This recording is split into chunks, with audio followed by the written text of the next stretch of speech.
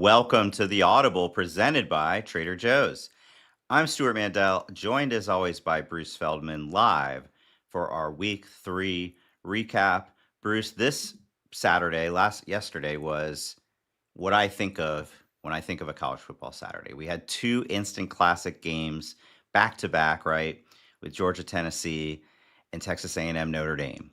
We had Arch Manning getting booed. We had Brian Kelly going off at a press conference. We had field stormings at Georgia Tech. You name it. A lot happened. What shall we start with?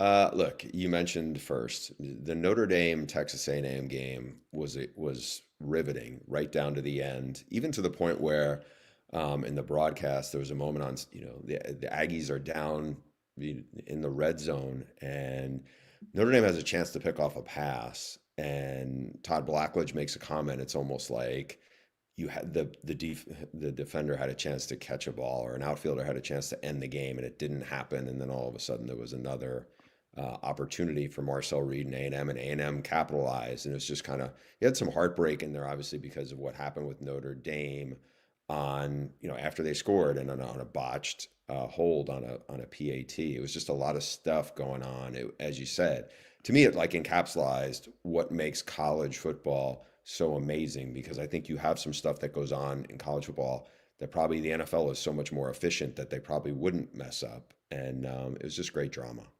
You mean a backup quarterback in the NFL doesn't usually, who took a winding road back and tried to play lacrosse and all this good stuff, wouldn't have botched the extra point hold that allowed Texas A&M to come back down the field. Feeling pretty good. I haven't gotten a lot right in my preseason predictions, but feeling pretty good about that A&M to the playoff pick. Marcel Reed, I think because of how he kind of came on the scene last year in that LSU game where he basically just did nothing but run. I think we all slept on what kind of passer he is, and they got him. A&M went out and got him some receivers. Mario Craver was unbelievable in that game. I said You keep an shouted eye out on. the wrong guy. I shouted You out the wrong shouted out guy, Casey Casey, Casey but Concepcion. he had 82 yards. It's not like he did nothing. No, you're right. No, I mean Marcel Reed delivering on fourth and goal from the 11-yard line, uh, win or go home, was an unbelievable play. Now here we are. We got to give let me give a little credit to our third co-host Ralph Russo. When we did that discussion before the season about our playoff field, he didn't have Notre Dame, and we both thought he was nuts. But Notre Dame is 0-2. I don't think they're bad. The two down to the wire close losses to some pretty good teams in Miami and A&M, but 0-2 is 0-2. I think we can both agree they have to win out to make the playoff, and even that might not be enough. We'll see. But I think the bigger problem is their defense isn't good. The defense that you've come to count on year in and year out, I would say going back to the last few years of Brian Kelly, has now gotten picked apart in back-to-back games. Yeah, they lost some really good secondary players, certainly. They also obviously lost Al Golden, who did a really good job as a defensive coordinator. Now he's back in the NFL. And I thought on one hand, I'm watching Notre Dame going, CJ Carr's has been impressive. You started to see Jeremiah Love. I mean, he didn't go wild in the game yesterday, but he had some really impressive runs, physical. He's so explosive. You saw that. The offensive line is definitely a work in progress. But the reality of this is it was a bad weekend for Notre Dame just beyond the game that they played. Because you look at it, their schedule is so front loaded that when you assess what they have on the back end to get some big wins, Arkansas gave Ole Miss a good game, but Arkansas lost. They have Arkansas coming up. They need Arkansas to be ranked much higher or ranked to give them a boost. Boise earlier in the season got absolutely thumped by USF. That doesn't help that they're going to be, maybe they're going to have to crawl back in the rankings. And then Pitt, who's also on their schedule, they lost the backyard brawl to Rich Rodriguez and West Virginia. And to me, that's another significant thing because they need right now, basically, the best hopes they have are USC still undefeated. I mean, they haven't really played anybody yet, and Navy. I don't know unless USC is a one-loss team with Notre Dame giving them the one loss, I think it's going to be a really hard sell with the Notre Dame schedule to get in at even 10-2 if they do run the table, just because I think the schedule just is not going to have enough juice to it when you look at probably what's going to, you're not, let's say best case scenario, Notre Dame is 10-2 and let's say USC still ends up being a top 10 team or top 15 team. After that, I don't think they're going to have any really good wins. If you match them up against some 9-3 SEC teams, we're probably going to have more ranked wins. I think that's a tough argument for the Irish to be in. I think it's really easy to eliminate teams in week 3 um, without thinking about what that would actually look like if Notre Dame won 8 straight games going into the end of the regular season. Whether they're great teams or not, that would, I mean, you would just have a much different perception about them by then. And then also, like, look at last year's field. You're there was plenty of room for 10-2 teams, including an Ohio State team that had a terrible loss in the last week of the regular season. So to me, it's not will they get help? Will this get? It's can this defense that and I think right now you're starting to appreciate how great Al Golden was. I don't think they're loving Chris Ash right now. Can they actually run the table with that defense? I actually think, coming into the season, the question was CJ Carr. He's not the question now. It's can they shore up that secondary? They did have guys get banged up in that game last night. Getting back to full strength would help. But here's my question for you. Marcus Freeman was a conquering hero by the end of last season. Is the skepticism back, or can we just kind of be rational about this and be like 2 close losses? I think you hit it on the head just a second ago. I think we need to be rational on this. It is 2 close losses. I mean, this is the same guy who, by the way, outcoached Kirby Smart in the playoff when they beat Georgia. It wasn't like they had a loaded team last year. They had a good running quarterback. They obviously had a terrific running game, but it wasn't like they were this multi-dimensional, can beat you 4 different ways. That's not them. They are not one of those teams who can beat you in almost any kind of way you want to play. That's not Notre Dame. And I thought once it gets into like a wild back and forth game as it did, and again, they could easily have won that game, but I think if you're Notre Dame, you don't need to have the argument about where's Arkansas going to be ranked, how good is USC going to be turned out. No. I think where you were on target is it's got to be, hey, how do we fix the defense? Because that just doesn't look right. We got to get more physical up front. That we have to build off of that because it was bad in week 1. It was a little better yesterday, but still, I just think there's a lot of stuff that needs to happen for. There's plenty of good things. I mean, their tight end Eli Raridan has been a playmaker, but I think there's just some things that don't feel like they did last year, and I don't think they caught lightning in a bottle or anything like that. But I think they'll get better. Remember, they had the NIU game last year. That was not the defense falling apart. That was the offense was being kind of sputtered and couldn't handle NIU. And I think they will. I think they'll get into a better place. It's just. Right now, I would not feel too optimistic about their playoff hopes. I think as frustrated as Irish fans might be today, they would still take Marcus Freeman over Brian Kelly. Brian Kelly did one of his Brian Kelly things on Saturday night. LSU had a good win, a 20-10 home win over Florida. DJ Lagway, 5 interceptions. Yikes. And I just think it was much like the Clemson game we saw. That's a really, really good defense LSU has. But then Brian Kelly went to his postgame press conference, and a reporter made the mistake of asking the very first question of the press conference about what's wrong with his offense. Here's what happened. Brian in the back, I know you love these immediate postgame sessions, but what are you seeing with your offense? Stop. Really? Is that the first question? We won the game 20-10. Try another question. What do you want me to tell you? I just laid it out for you. We played the game to win the game. We played the game to win the game. All right. How about third down then? What is going on with third down? It's one game. Last game, we were great on third down. You're looking at this from the wrong perspective. LSU won the football game. Won the game. I don't know what you want from me. What do you want? You want us to win 70-0 against think- Florida to keep you happy? No, I think people want to know why you can't run the ball, quite honestly. We can run the ball. Did you see the last play of the game? That's all you need. You just need one. There's a ridiculous questions. And I'm getting tired of it. That football team just worked their tail off to get an SEC win, and you want to know what's wrong. You know what? You're spoiled. You're spoiled. This team is 17-1 at night. 17-1. Give them some respect. How about that? Give them some respect instead of micro-analyzing every little thing. This is ridiculous. For a group of seasoned reporters, that kind of question is so out of line. Channeling a little Herm Edwards there early in it. Your thoughts, Bruce? I think at the core, I kind of agree with some of what Bryant and Kelly was saying. I think the tone was way over the top. But he's not wrong with some of the things he said. It was I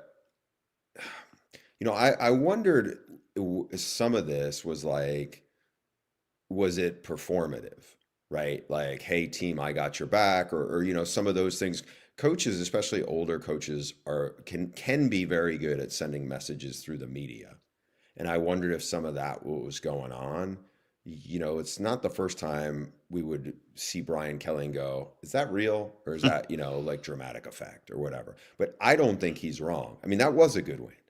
Credit to LSU. They picked off DJ Lagway 5 times. By the way, credit to Brian Kelly.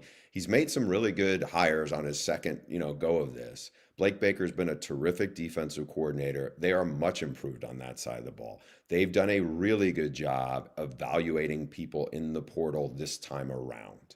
You look at, especially in the DBs they added, Halsey, Mansour Delane. They've added a Bernard Gooden, a D lineman. They've added a lot of really good players.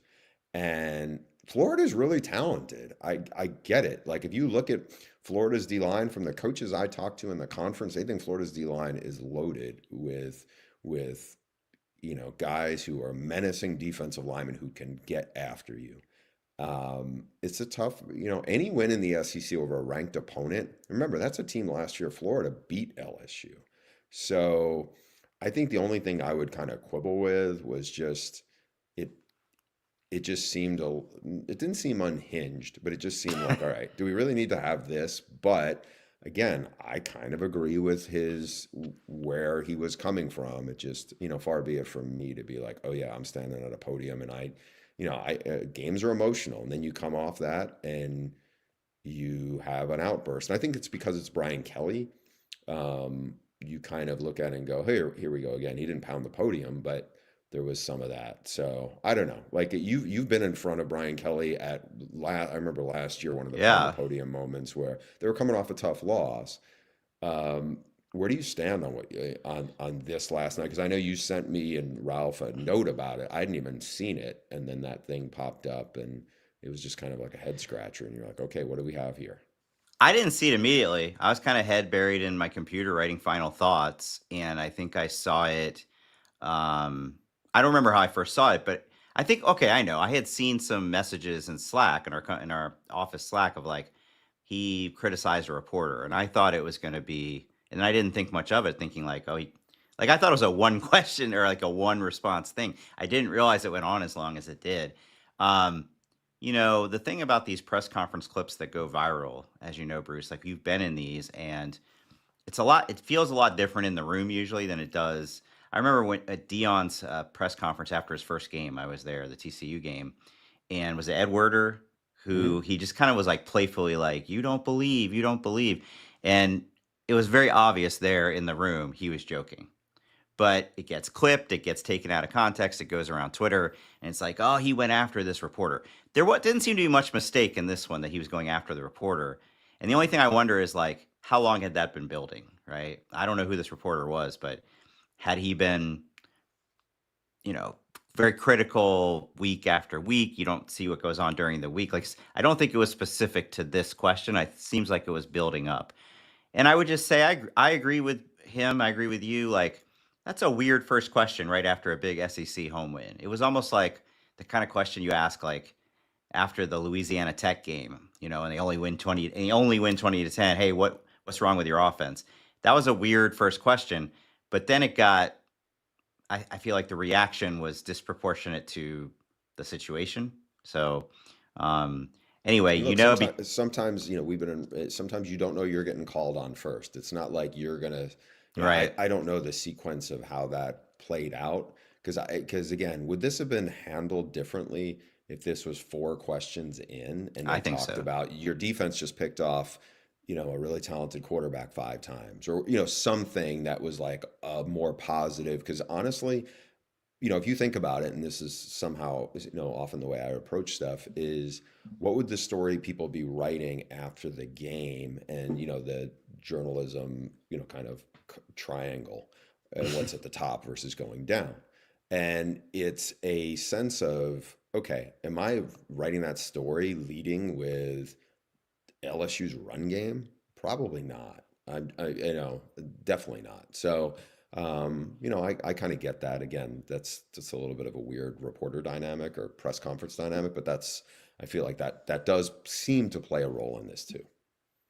Let's first, Bruce. That's called the inverted pyramid. That I triangle. know. I don't want to I don't get know if into they. I nerdy. don't know I if don't they want to get into nerdy did they not journalism teach stuff that here. at Marist College. All right, Stu. I'm All just gonna right. let that one go. I just feel like because your alma mater got embarrassed again on the field and whatever by Oregon yesterday, I don't feel like you need to take shots. So That was let's very move on. surreal to hear Gus and Joel calling a Oregon Northwestern game at a 12,000 seat stadium. But let's move on. It was surreal to see clips of Big Cat almost getting blown over over Lake Michigan because the wind and the weather was so bad. So, like I said earlier, right? A&M Notre Dame was one of those instant classic type games, but so is Georgia Tennessee. And to me, the story was what a blown opportunity it was for Tennessee. Like they came out on fire. I thought, we might be naming a street after Joey Aguilar in Knoxville. The way I think he completed his first 14 passes, He right? did. Then he went like 2 for 7 after that, and it got, to me, what I thought you were going to say, to me, the story is Gunnar Stockton. Okay. And because people inside the Georgia program I know have been like, you'll see, they believe in him, and you just sit there and you watch him like, man, they I don't know, but Carson Beck leaves, and it's like, you really think he's going to be as good as Carson Beck? Carson Beck seems to be a much better passer, seems to give them some elements that are, well, quite honestly, had felt like they were lacking in terms of a downfield passing game, especially for a team that doesn't have like really proven wide receivers, like a number one receiver. This is not, there's no Brock Bowers, no Lad McConkey around. And Gunnar Stockton, especially, they get in a hole. They're down 21-7, really hostile environment. As you said, you had another offense that's going on all cylinders. And Gunnar Stockton makes like one good play after another. And then on the 4th and 6, makes a perfect pass to London Humphreys, the transfer receiver from Vandy, who makes a great catch and a great play. And I was just like, man, props to Gunnar Stockton. Because I was thinking in my head, Georgia kind of sees good, escapability, good running quarterback, kind of a dual threat guy, maybe not seen as, say not like Matthew Stafford, because almost nobody is, but where he's this like, got this high powered downfield passing ability. But unlike there was more weapons around.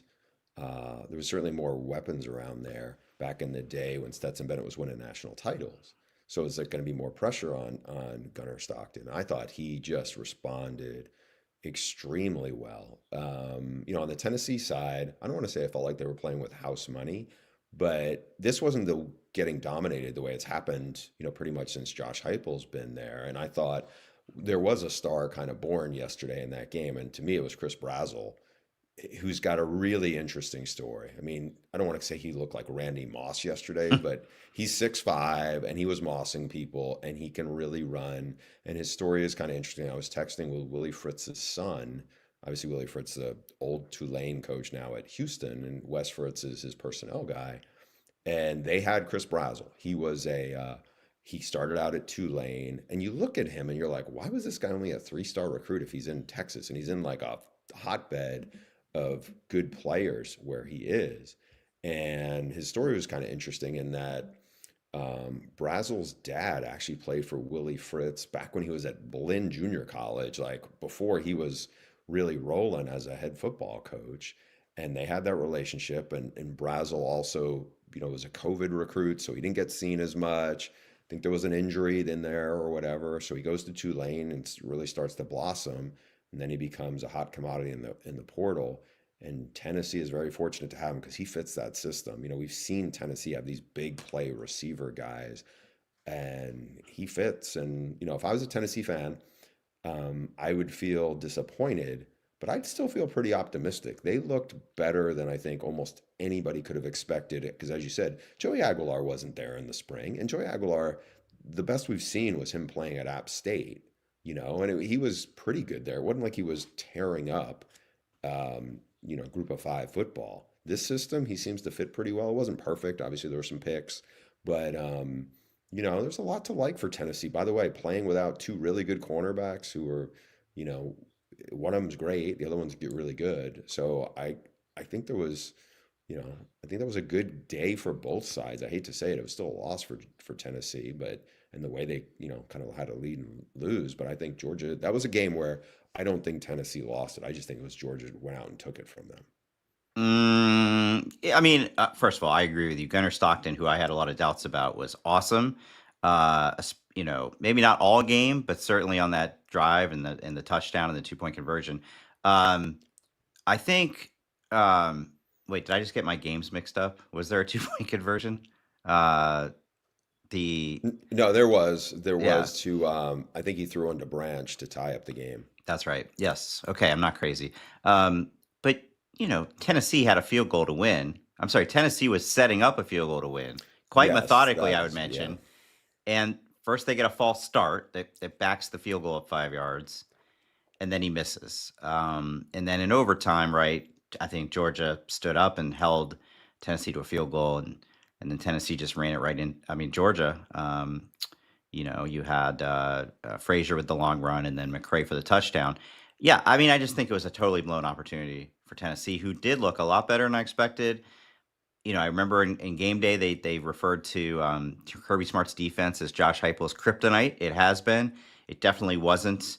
I mean, for them to go up 21-7, fall behind, and then come back and get up 38-30, you don't see that. I mean, that was the most mortal I've seen a Kirby Smart defense in a long time. But Georgia gets the win and kind of reestablishes itself as, they're the defending SEC champ. I do think they're probably a little more vulnerable than usual on defense, but you look around the SEC, Bruce. Arch Manning got booed at home, 10 straight incompletions. Very underwhelming Pretty performance against surreal, to be UTEP. honest. Like we had a so there was a big weather delay in the Texas Tech Oregon State game, which was a Fox game. And so I'm in studio with Mike Hill and Chris Peterson, and that means there's a weather delay. You're filling for like an hour and a half. And you have a bank of TVs, there's probably 8 of them, but Texas against UTEP was not on one of them. And I remember we got out of the fill and came back into our green room, and I think Arch was like, I don't know if he was like 5 for 15 or something. And one of my coworkers was like, yeah, he looks terrible today.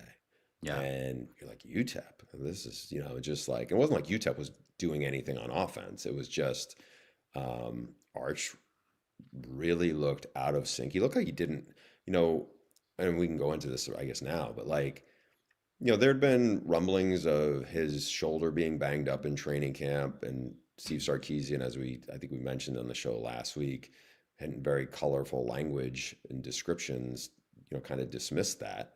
And no coaches like to talk about injuries, and he certainly is one of those who doesn't want to go there. But you start to wonder, is like, okay, is this a guy who, is he banged up? Is he just lost some confidence? Or, it's like golfers, I know you don't golf, but like there's, get the yips. That's something you do not want in the back of your head. And is that a case of what's going on here with him? And how do you get it back? You better get it back soon. I know they have one more cupcake game before the SEC schedule gets really, really, really, nasty.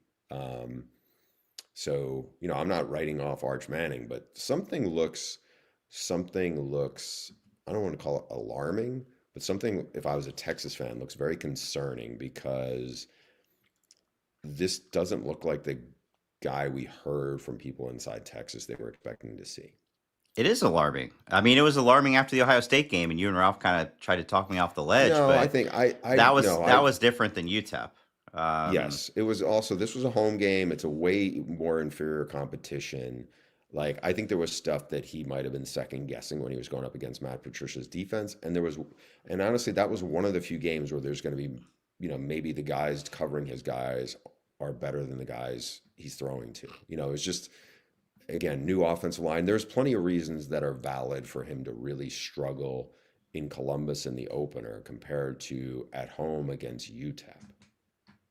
This should have been routes on air. I mean, it shouldn't even have been a question. I kind of hope for his sake that he is hurt and Sark's just not wanting to reveal that, because if he's not, if this is fully healthy Arch Manning, I'm saying everybody keeps saying, well, uh, he does not look. Let's just be honest about it. He does not look like former 5-star, projected number one NFL pick. I mean, this isn't an exact It's analogy. not, but we've seen plenty of. But let me stop you on that and let you finish in a second. But we've seen plenty of 5-star quarterbacks who are 5 stars who did not actually play like 5-star quarterbacks when they got to college. And the projected number one pick, I think that was like, I don't know what we're basing that off of. Just off of, a couple of clips last year and the fact that he's a Manning and the fact that, he was a 5-star. I think that like that one you have to take with a grain of Well, salt. you've written a lot about how hard it is to evaluate quarterbacks, right? What an imperfect science it is. I mean, it wouldn't surprise me at all if subconsciously the Manning name definitely influences your evaluation. Like, this guy must be really good. I just can't imagine it's solely because of how he looked on tape in the, Mississippi State and what was the other one? Louisiana Monroe. Louisiana Monroe. I think, even again, the 5-star stuff is he was a guy playing at Newman High School. He was not, in Louisiana. It wasn't like the highest level of competition and of what a lot of other quarterbacks might be getting evaluated at. So there's enormous projection there. I think the part that, again, for a lot of us looking at this was like you talk to people inside the Texas program. They've seen what, high level quarterback play looks like. They I don't think I don't know if anybody saw the level of struggle to this degree is coming. If you had said, okay, because he looked better last week. Again, some of us, I think San Jose State just looked way overmatched on defense. But then this one was just a little bit of feels like it's a little bit of a head scratcher. And again, it's still pretty early, but unless there's the injury part, if it's just a quarterback who is, maybe lost some confidence, and that's going to be not easy to get back now that you're going into a much tougher part of the schedule soon. I think that's going to be interesting. Again, like he's been in this program for a while. I think they felt like, all right, he's nurtured, he should be ready to go by all systems, by all accounts. This summer, it sounded like everybody was really optimistic about what they were going to see. I'm not sure anybody there would have been able to predict this. Well, Texas was the preseason favorite to win the SEC. I believe Georgia was second. Based on what you've seen so far, who at this stage of the game do you think right now is the team to beat in the SEC? I actually think it's LSU. I do I too. like I like their defense. They have a lot of speed. Garrett Nussmeier, there's some really, really good, and there's occasionally some like kind of wince throws. There was one where Lagway did something similar but worse, where he like, except Garrett's been playing a lot longer. Like, don't make that throw across your body. Like you. Sometimes guys are so talented they've gotten away with it a lot. He didn't last night, and that was another time where Brian Kelly got red faced, and it was pretty understandable. It was like, come on, you know better than that. But I just think if they stay healthy, I feel like they have a chance. You know, it wouldn't shock me. I'm not saying they're going to win the national title, but they have enough. Like their defense has been really impressive, and I like how they've fixed the secondary. You know, again, it wasn't perfect, but it's never going to be perfect, right? So I don't know. Are you with me on LSU, or are you back on Georgia? Where do you? I know you're not going to say Texas. No, I'm with you on LSU because I think so far they have the best. They have they have the most balanced team right now. They Yeah. have a really really good defense, and we just talked about how Georgia might not. So I don't know that Texas A&M has an elite defense, right? So LSU has it. They have a quarterback you feel good about. I think the offensive line is definitely a question mark. Don't know if it's the first question I would have brought up at the press conference, but it's definitely a question mark. Um, but it wouldn't surprise me if Georgia does it. I mean, they've got the track record. And then I think I need to see one more good game from Texas A&M to fully buy in. That's nothing against Mike Elko or Marcel Reed or anybody. It's just it's Texas A&M. They always seem to blow it at some point. That was their first road win over a ranked team since 2014, but we'll see what happens there. I don't want to go back into detail on Clemson. I feel like we've talked about them a lot because they were your preseason national title pick, but Georgia Tech, Brent Key, Haynes King knocks off Clemson. Clemson is 1-2 for the first time, also I think since 2014. And I mean, I think we've been raving about Brent Key and Georgia Tech for a while, and now I feel like everybody else is going to have to start to take notice. I think Haynes King should be in the early Heisman conversation. I think he's that good. If he can Um, hold up, yeah, like the yeah, biggest thing I worry about with him, I think they were by far the most physical team on the field yesterday. Again, they're coached by a former O-line guy who fought his way to go from the interim to keep the job. Haynes King, son of a legendary like Texas high school football coach who's an old school, real tough guy, and his son is every bit of that. And if he can hold up from the pounding he takes, um, you know, they beat Miami a couple times, by the way. So it's like Miami, Florida State. Those are teams that I think are very um, explosive and talented. And Georgia Tech seems to win a different way. By the way, they did it all so far this season without Eric Singleton, who's their most explosive player who took portal money and went to Auburn. So good on Brent Key and good on Georgia Tech.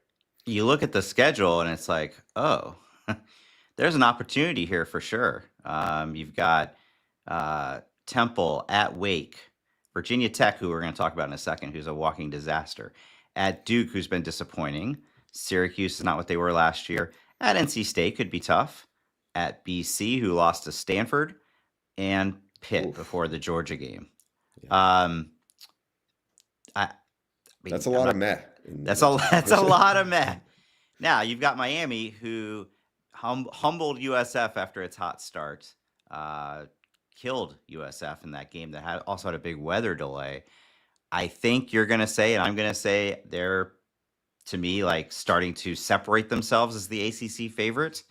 We haven't seen Florida State since that first game against Alabama, but you know, it's like, can Mario Cristobal really blow this one? I know people always say like he kind of chokes, but I mean, they've got seems like they've got all the pieces. They do. Josh Moore stepped up. He gives them a big six. He was a big recruit. He's actually a bigger receiver recruit in South Florida than Malachi Tony was. Now Tony was a year away, but he's a 6'4" receiver, made a big, impressive touchdown catch where it's the kind of stuff where it's contested catch, go win it, and he did. And I think if his emergence comes in there, they're going to be even more dangerous. The other thing that I'm starting to notice is yes, Ruben Bain may be the best defensive lineman in the country, but there's a bunch of other dudes in that D line room. Like Armando Blunt was a big recruit for them.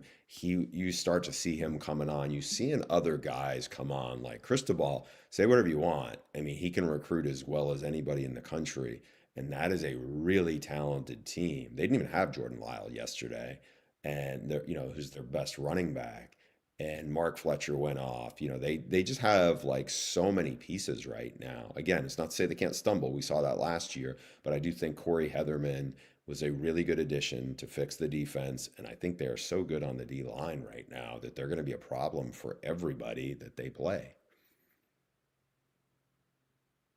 So we've spent a lot of time talking about teams that look good. There were quite a few jaw-dropping scores over the weekend of teams that did not play well. Full disclosure, I did not see any college football Friday night. We were hosting a big milestone birthday for my wife here on Friday night. There were like 60 people at my house. So all I saw was the score. New Mexico 35, UCLA 10. And I texted you to Ralph, what? How is that? I know UCLA's bad. How can they be that bad? You're there in LA, Bruce. What the heck? Yeah, I think you see a team right now that they have Nico. They don't really have any kind of difference makers around him. I think defensively last year, Deshaun Foster was able to keep things on track, and they ended up having a little better season than honestly a lot of people I hear thought they would have, and they went 5-7. But they still had some pretty good defensive players left in the program. And I think that right now you saw a team that looked kind of empty out there. Terrible. Right? New Mexico took it to them. Now, credit to Jason Eck. I've been talking about him for a long time. He is one of those guys who I was like, he's going to get a big job. Like, he's a former Wisconsin offensive lineman.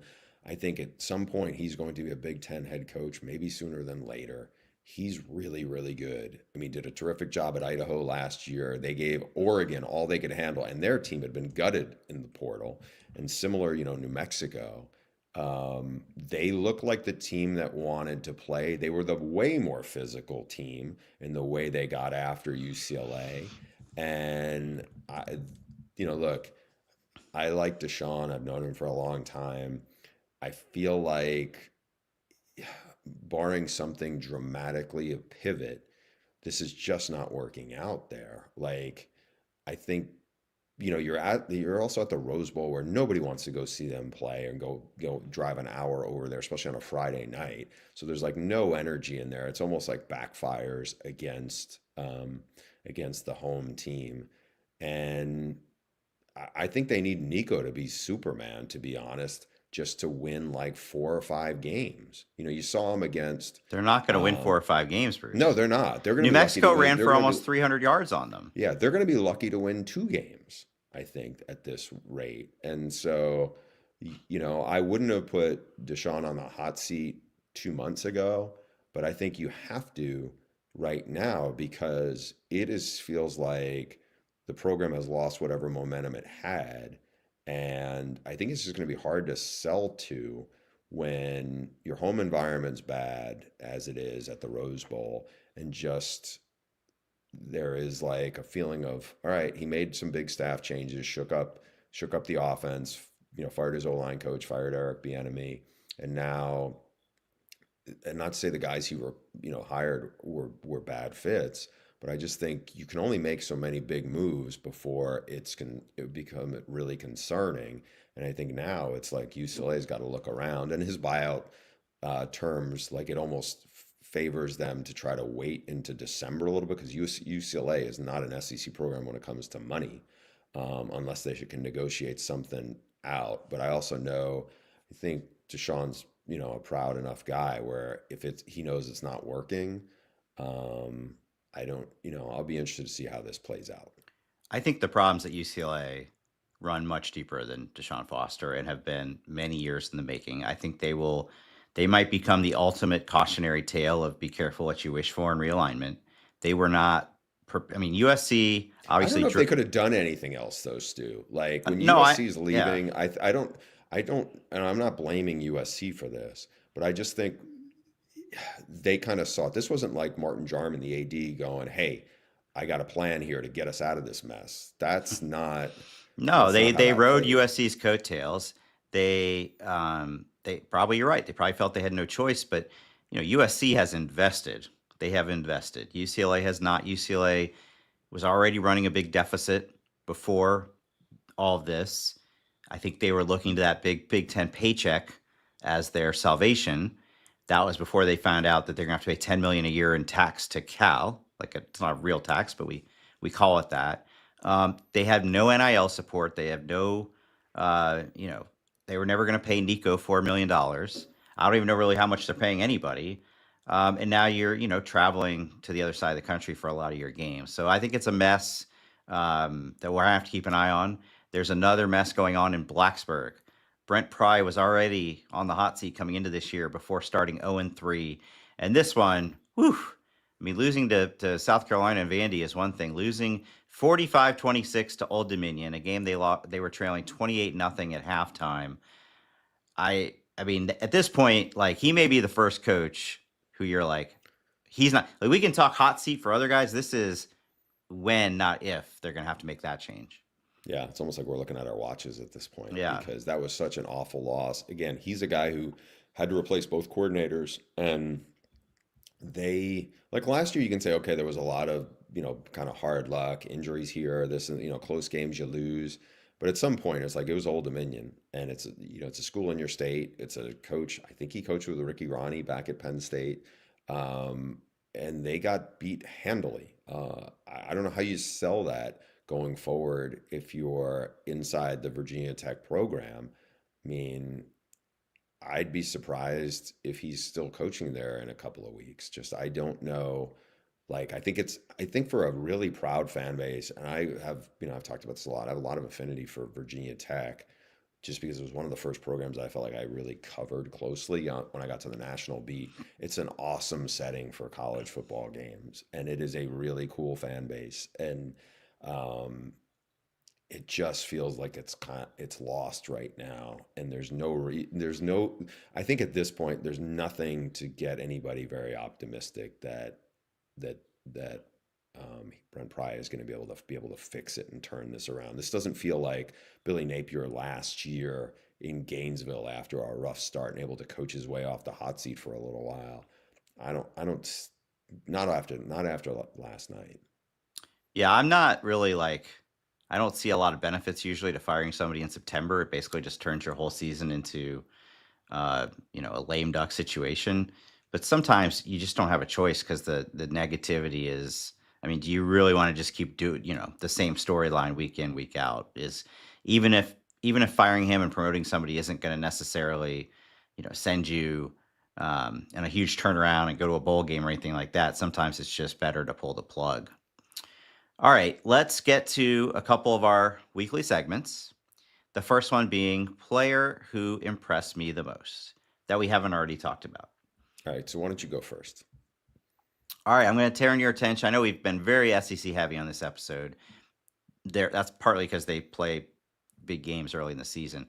Ole Miss, we Austin Simmons, their quarterback, a lot of high hopes for him coming into the season. He got banged up he hurt his ankle in the Kentucky game last week. So Lane Kiffin turns to Trinidad Chambliss. If you don't know who that is, I didn't either. D2 transfer from Ferris State. And he throws for 353 yards. He runs for 60-something yards. It was still a close game right down to the end against Arkansas, but they win 41-35. And, yeah, it was interesting to hear Lane Kiffin's comments afterward. Like, he wasn't some random dude that just showed up. I think they do a very good job in that program. He was kind of the original portal king of scouring everywhere. They found him. They wanted to bring him in. And I don't think it was like, hey, just coming along for the ride. Like, they figured they might go to him at some point, and boy, did he deliver. Austin Simmons did come back in at one point and throw a touchdown. Kiffin said afterward he hurt himself again on that series, so I think this might be their guy for the time being.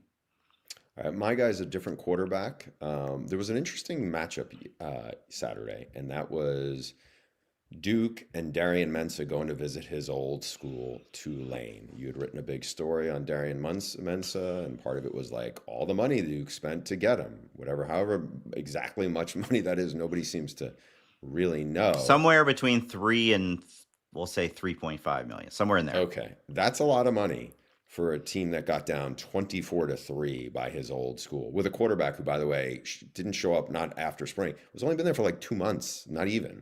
And that's Jake Retzloff. Jake Retzloff's story is pretty well documented. Led BYU to 11 wins, went afoul of the BYU honor code, ended up having to leave. He landed at Tulane for John Summerall, a coach who had first offered him back when he was coming out of junior college. It was really the first one kind of in on Retzloff. I'll say this, like Retzloff was pretty good, and I knew the BYU coaches who I talked to thought he was actually way more talented than I think a lot of people would give him credit. He got banged up last year. He can really run. We saw it in the opener against your alma mater, Northwestern. He had like a 70-yard touchdown run where he ran away from the defense. Yesterday, he was the much better quarterback on the field. He had a Tulane record 4 rushing touchdowns. He ran for over 100 yards. He threw for 250. Again, this is a guy who's barely got any reps in the offense before, or any exposure to their offense before he even got there. I mean, he got there in the, in the summer. It's just crazy to see how well they have played. Now they're going to play that Ole Miss team very soon, which would be an interesting test. But like, we've talked a lot about USF, and rightly so, as being the team with the inside track to get that playoff spot. But they're 3-0. They got to win over a Big Ten team. They got this game, by the way, the score looked closer than it was. It was 24-3. It was basically like, a scramble to get it within, what it was. I think it was a touchdown game, but they whipped Duke, and it was a really good win, I think, for Tulane, and certainly for Jake Retzloff. It was the rare situation where, unfortunately, the life of a Group of 5 team or a Group of 5 fan now is as soon as you, kind of have a homegrown star, star that came up your system like Mensa, somebody picks them off. But in this I think case, some of that is not just somebody picking him off. It's like all of a sudden agents go in and go, "Hey, how much money can we try to get him?" And whether whether Duke was bidding against itself or not, you're just sitting there. Duke was 9-3, by the way, last year. They're 1-2 now. Yeah, and they haven't even gotten to conference play yet. Like, definitely a disappointment. But what I was going to say is, Tulane's the rare situation where they might have upgraded. In fact, they probably did upgrade. I think they did upgrade. Yeah. Now it kind of like, I don't want to say it fell into their lap, but right, that wasn't coming out of spring football. You had no idea that would be your quarterback. But good for them. I think the Group of 5. I think the AAC champ is probably going to be your Group of 5 playoff team, and I think Tulane and USF are definitely in there. Nobody talks about Memphis, but Memphis, Navy, yeah, definitely some good. Should be a good race. All right, shout outs, Bruce. All right, I'm going to go first. I'm going to take a guy who, when I became a sideline reporter, I got a completely different perspective on and different appreciation for, and that is Kirk Ferentz. Long time coach there in Scott Docterman's backyard at Iowa. Last night, he became the all-time winningest coach in Big Ten history, surpassed Woody Hayes for a record that 206 wins, for a record that stood for almost 50 years. He's been there for so long, and I think there's a lot of, obviously it's not been all roses and happy moments, but I think he'll joke that he's probably the all-time losingest coach in the Big Ten too, because he's been there for so long. But he's done an amazing job there. He's a really, really good football coach. He's really, I don't want to say maybe beloved is even too strong a word because you just don't use it, but he's so well respected by his peers. And it was a cool moment. I watched one of his former players, Anthony Herron, who works for BTN, does a really good job. Former Iowa player, probably 25 years ago. Just not only watched him talk to Ferentz after the game, see his players look for him, but also see the reactions. Like, we still have like the back feed, so you're watching when the cameras go off, and I'm seeing like the people around Ferentz and Herron, how they're interacting and how they're, kind of the looks on each other's faces. It was a very sweet moment, and kind of, I'm happy for him because I think he is. He's honestly one of the best coaches. I know we talk about our top 25 coaches, but he's been one of the best coaches for a long, long time at a place that's not easy to sustain success the way he has. Yeah, look, it's the accomplishment speaks for itself, right? He broke Woody Hayes' record, and the Big Ten's been around since 1896. A whole lot of Hall of Fame coaches, national championship coaches, you name it, have come through there, and he's won more games than any of them.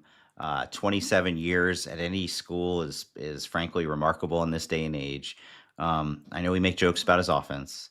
I know I used to make fun of the crazy contracts Gary Barta would give him. But no, he's earned all those accolades. I'm gonna do my shout out to a familiar coaching name in college football, Rich Rodriguez. he's waited 18 years to avenge that awful loss to Pitt that cost them a spot in the BCS championship game in 2007. And then he left for Michigan right after that. And they disowned him for quite a long time. But I think everybody's probably back on the bandwagon. The Mountaineers win the backyard brawl over Pitt, a comeback win, an overtime win. And frankly, I think a bad loss for Pitt because Pat Narduzzi's been there a while and has established his program. And Rich Rod's just kind of, 3 games into trying to reestablish their identity. I know he lost his start. He lost his starting running back a couple of days ago. He's out for the season with an injury, and that guy was the preseason All Big 12 running back, Jaheim White. So, and they're trying to figure out their quarter. He doesn't really have a quarterback that truly fits his system. He's cycling through them during the game, but they pulled it out. And I think, regardless of what happens the rest of the way for West Virginia this season, like that was a big one, right? Real quick, because usually we just went with 2 Power 4 coaches. Usually we give one to the little guy, so I'm going to give one real quick to North Texas. I texted our compulsive. Was it a little pun there on the little guy? You're knocking Eric Morris's stature now. So that didn't even cross my mind. I know maybe yours.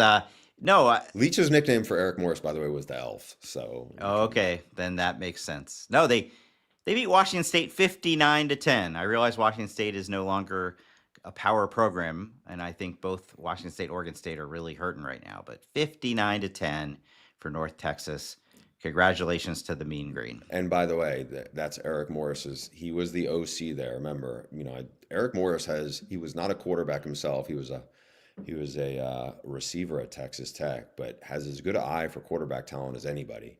He tried to recruit Baker Mayfield for Leach to Washington State when nobody wanted him, when he wasn't getting big school offers, and Washington State was a Pac-12 team. He got Cam Ward to Incarnate Word, where he was the head coach there. Nobody wanted Cam Ward.